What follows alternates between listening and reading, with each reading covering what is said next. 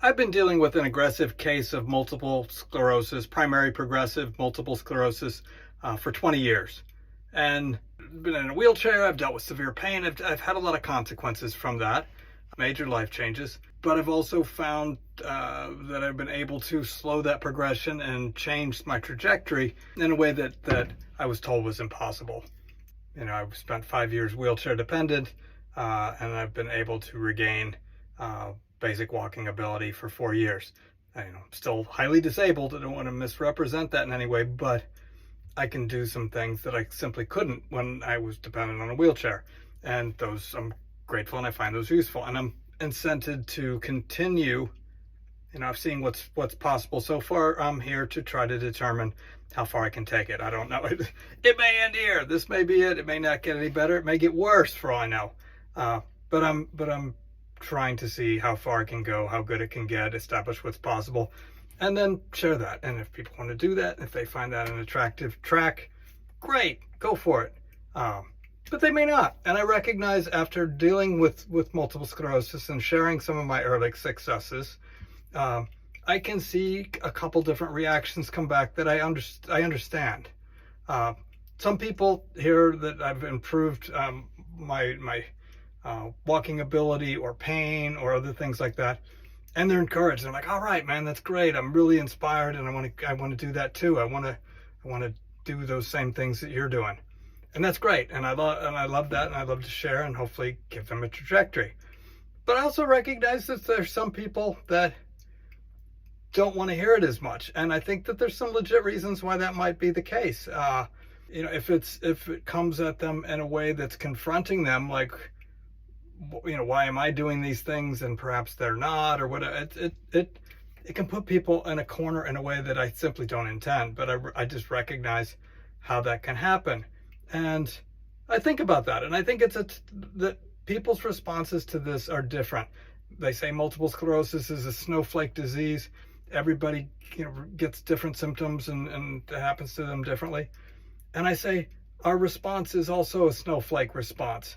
It's different for every patient, and each response is okay. Whether you want to pursue improvement and do things for MS, or if you don't think that's a realistic or attractive end, that's okay. I mean, everybody's got to do what's right for them. I try to do what I think is right for me, but I have no idea if it's right for you. I don't even know if it's right for me. I may look back on what I'm doing right now in a few years and say, well, I was wasting my time. That was stupid. So fair game if somebody else looks at what I'm doing now and comes to that conclusion. I can live with that. They may be right. I'm doing what I can to hopefully show a different outcome, and then share that. And not to say, haha, I told you so, but just, hey, here's a template.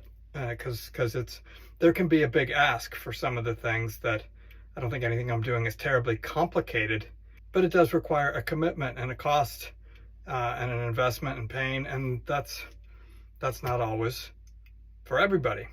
As we're assessing multiple sclerosis and what our thoughts are about it is and how it works, those are all legit things that can define our appropriate response, a very reasonable response that's going to be different for each person. The answers to these questions are likely to not be the same across the board. But the 4 key questions that I think come to mind. First one is, why do I have MS? Why do I have multiple sclerosis? Is it something external that happened to me, or is it something internally that my body malfunctioned and things were working and then suddenly it just went haywire? And there's one way it could be. Do I have this because God hates me, or because it's my fate or karma? Do I have any view of that as to why this is happening?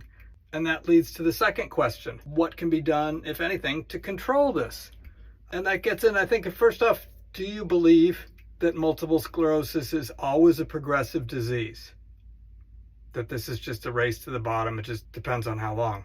Or is it possible that maybe it could be significantly modified or reversed? And I think that's an important question to determine, and I think it's a reasonable one.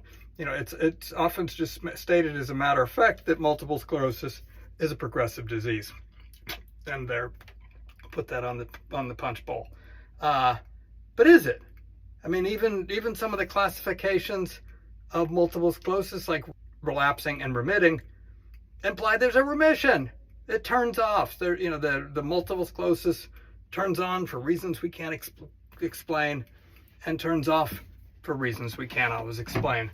And does that mean that it's possible to change that? I realize, as somebody that's dealt with the progressive form of multiple sclerosis, that it seems by the nature of it that no, there's no reversing it. But is that true? And how does my belief in that change? If I believe something is impossible, why would I continue to pursue it? Why would it seems fruitless. If I don't think there's any point, I'm just beating my head against the wall. Or do I believe it's unlikely but not impossible? Difficult but not impossible.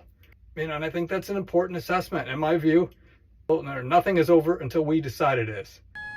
Did you say over? Nothing is over until we decide it is. So as long as I believe that curing MS is a possible thing, then it is. But if as soon as I determine that it's impossible for MS to get better, it's the end of the story. So what's your answer? The third question that comes to mind after those two of why do I have this and what can be done about it, is number 3 is, why is that important? Why do you care? And what is getting well from multiple sclerosis or changing your trajectory on progression mean to you? What's the payoff? So what? Why bother? It seems like a lot of cost and work. Why would you take medicine or eat foods or do exercises or chant or do whatever it is that you do? That, I think, is a critical question. So some people might say, I want to get better for my multiple sclerosis, for my own life. Well, why, keep pressing on that question. Why is that important? Well, I want to be there for my kids. I want to be a good parent. What does that mean to you? Why does that matter?